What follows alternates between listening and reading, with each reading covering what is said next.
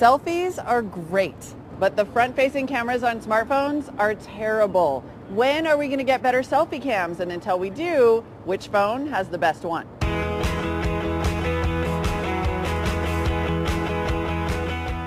I'm Molly Wood from the New York Times, and I have with me arguably the 4 best camera phones in the U.S. market, but not one of them has a front-facing camera better than 2.1 megapixels. So I decided to take all 4 out and test them to see which could produce the best selfie. And what better location than New York City's Times Square?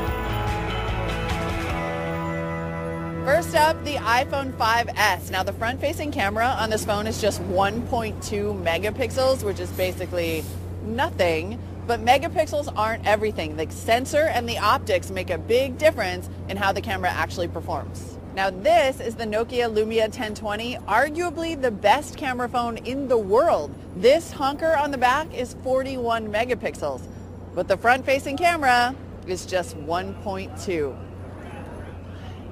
Here we have the Samsung Galaxy S4, 2 megapixels on the front-facing camera, which is getting better, although generally I've been disappointed with S4 pictures, so we'll see. Now finally we have the HTC One, and HTC has made a big deal about both cameras. The front-facing camera is 2.1 megapixels, the best of the bunch. I have high hopes.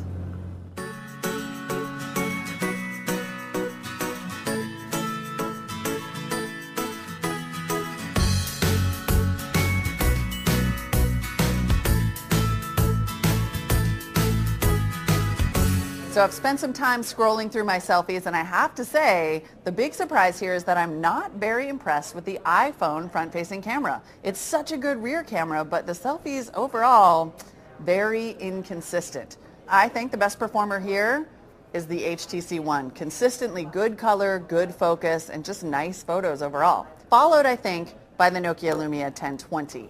Right now, the reason that most of these phones only have one good camera is size. You can see what happens when you put a big, high megapixel camera with a lot of sensors and optics in it.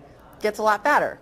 But phones are getting bigger, and I think I would rather have a better selfie cam than some super skinny phone that makes me look bad.